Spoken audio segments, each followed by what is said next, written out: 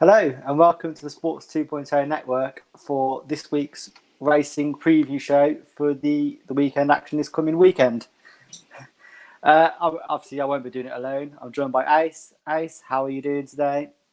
Fantastic. Great weekend of racing coming up. Hopefully it lives up to the hype of last weekend. Yes. Well, that's where we will start the show today. We will take ourselves back to last Saturday for what was perhaps possibly one of the best Saturdays of racing we've seen all year. What stood out to you, Ace? Because there were so many highlights. What stood out to me is two very special horses.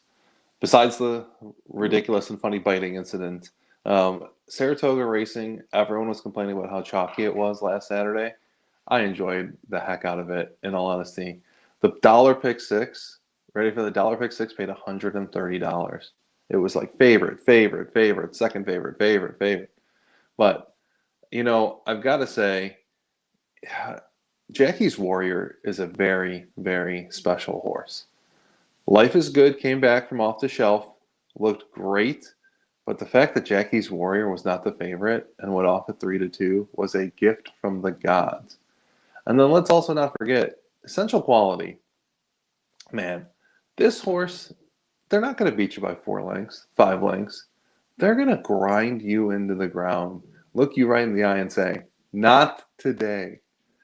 Man, did Midnight Bourbon run a good race. Just couldn't stay with him. And it's really going to be interesting to see Essential Quality in the Breeders' Cup Classic, which is where they're pointing, trying to chase down Nick Go and Joel Rosario. Yeah, I actually had that written down under Jacky's Warrior. Did we see the best sprint horse in the world this past weekend? On dirt, I think so. This, like, it rains, it pours, he wins going away.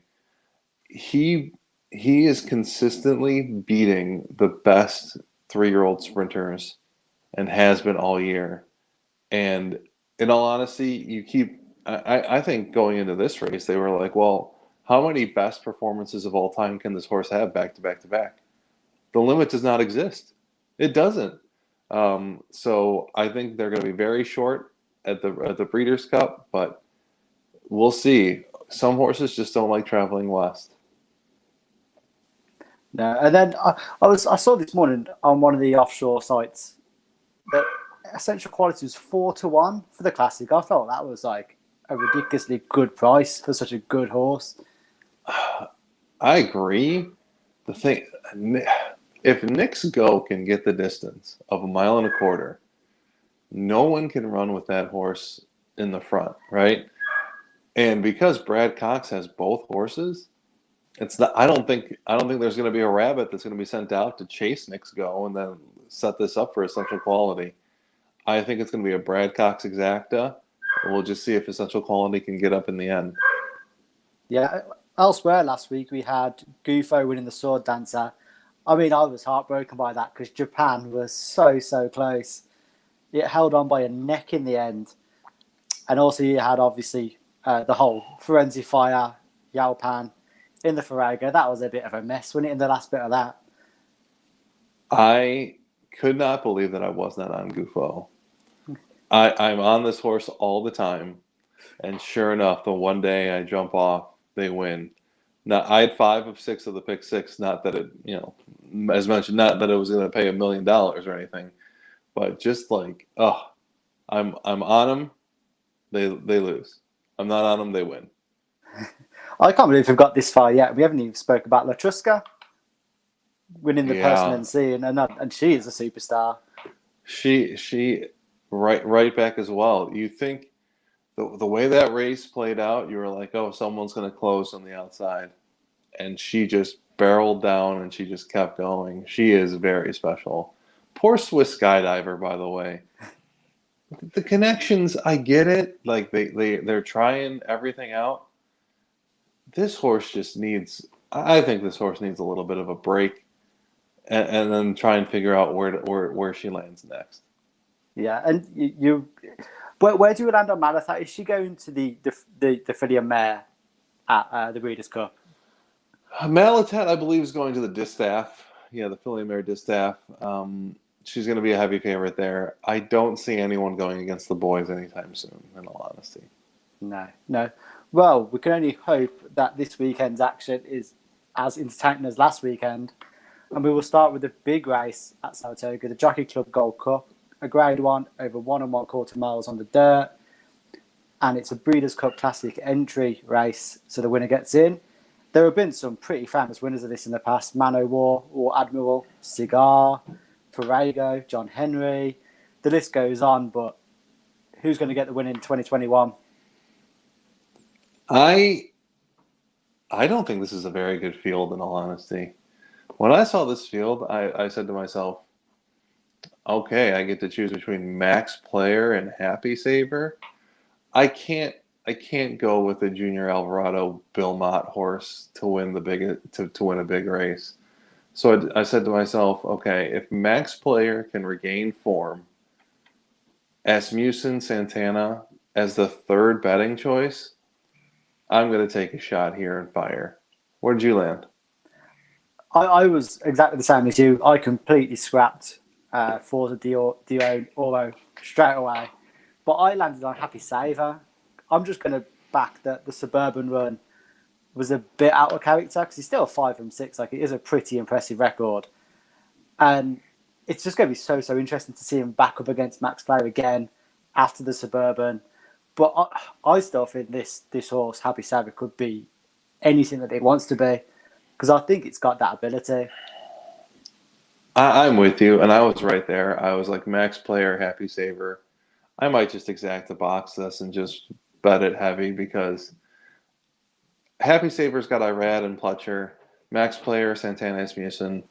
Those are connections that don't really like to lose, and I'm kind of with you. It was a toss-up between those two for me, but I'm glad that we just scratched the favorite just right there. Boom. No, thank you. Not today. I do quite like Night Ops as the second in this. I mean, Okay. it's very accustomed to finishing second. It's finished second on 4 times in 6 this season. And it's just like it finishes so strongly that I just find it quite hard to rule it out. I think it's the only other one in this field that you can't, like, Chess Chief, you can't, like, no. And Forewarned, no. I think Night Ops is the only other one in this field that is worth even considering. I would agree with you if they actually got a real jockey on him. I'm sorry, Manny Franco is not an elite jockey.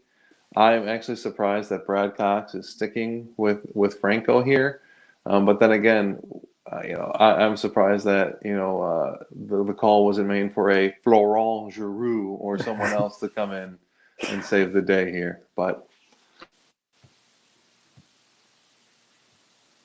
Oh, I think we've lost Ace for the second. But yeah, my pick for that would be the Happy Saver to win it and Night Ops in second. And I think from what Ace was saying, he might. Are you back, Ace? Yeah. I'm back. What are you going for in this then? What's your pick? I'm gonna go with Max Player over Happy Saver, and then an exacta box with Max Player and Happy Saver. Perfect. There we go. Then that's the Gold Cup done. We've gave you 2 winners straight off the bat. Next we go to the other Grade 1 on the card, the Flower Bowl. This one's for the girls. The fillies and mares which are 4 and older, over 1 3/8 miles. And obviously there's an entry here to the Breeders' Cup filly and mare turf. Chad Brown has a pretty impressive record in this race. He's won 5 times in the past 7 years. Do you fancy either of these 2 runners in this? Yeah, I do. I'm sorry to say it again, and I'm sorry for the disconnection. I'm not going to take a Bill Mott horse that's under 1-1. No, thank you. Julian Leperoux, very nice guy. Not going to take him, and I only would take him on the turf, but I'm still not going to take him. You got My Sister Nat with Jose Ortiz and Chad Brown, and you got Joel Rosario and Chad Brown with Great Island. I think it's another Chad Brown year. I think he goes 6 of 8. I'm going to toss the favorite again. I like the 4-1 or the 5-1 that I'm getting. How about yourself? See, I do quite like Warlike Goddess, but like you said, she is very good. She's going to be even shorter than that, I guess. So I was trying to look for a little bit of value elsewhere, and I landed on Great Island. mainly because of the Brown connection, and I'm just not a big fan of my sister Nat. Great Island won the matchmaker last time out, 2 from 3 this season. I think she's on a bit of a roll, and I think she's going to have a good run in this. I don't know whether it would be good enough to win, because I do think Warlock Goddess is a very, very talented horse in graded company, but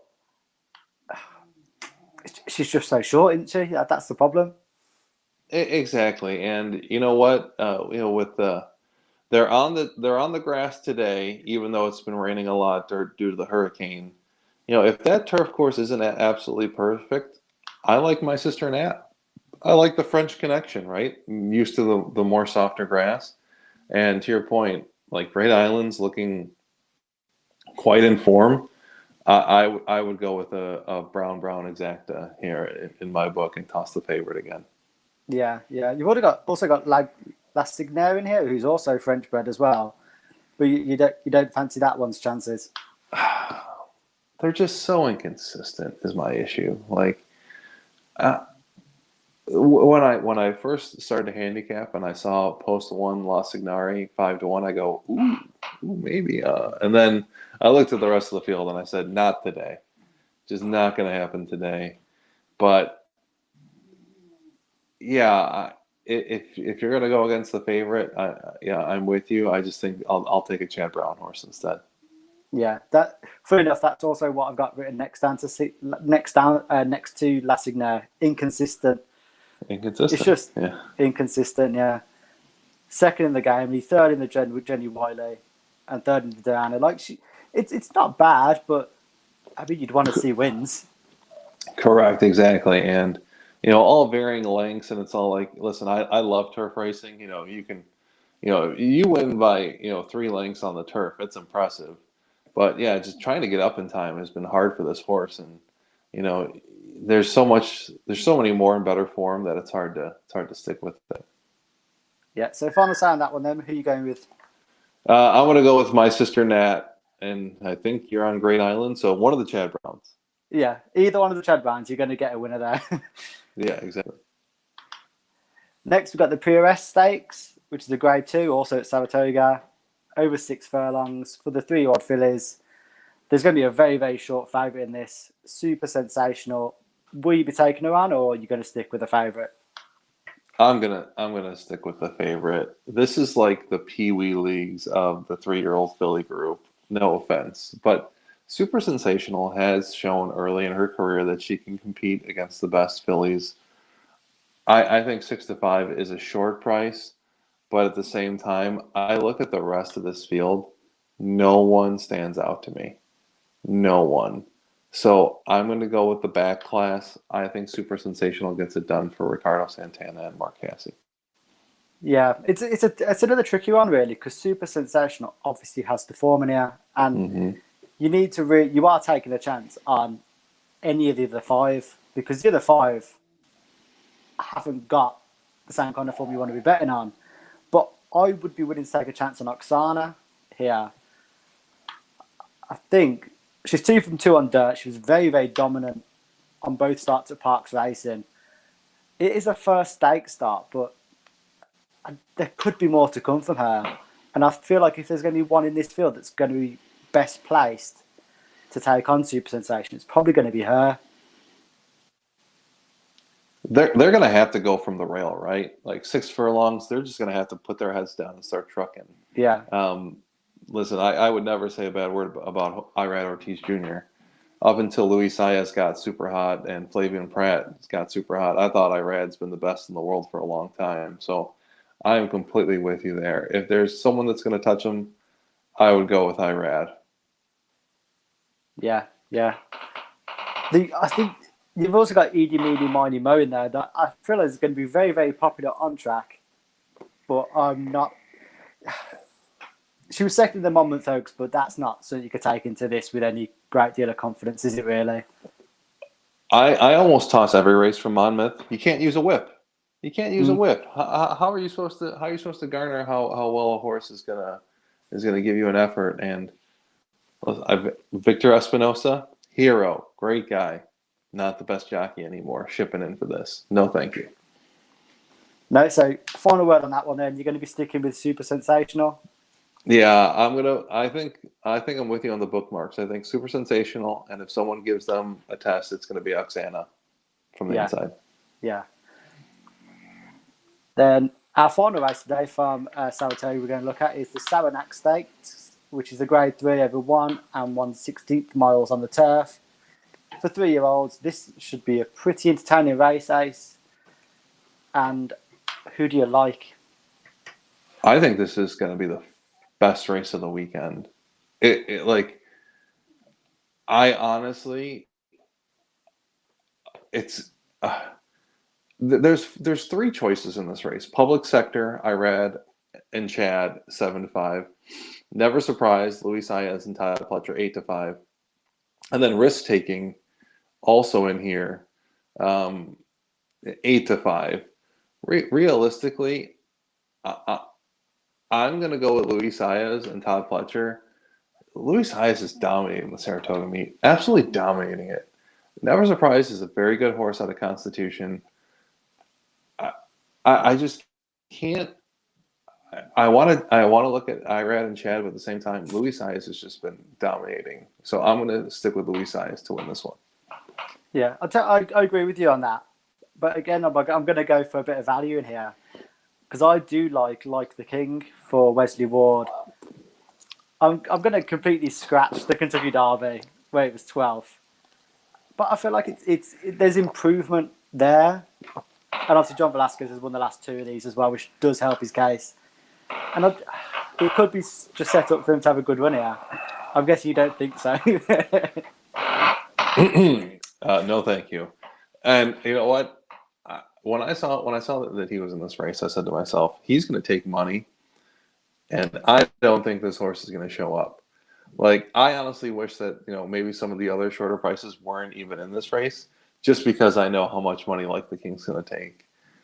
I love Wesley Ward. John Velasquez got me my Derby winner. Very happy about this.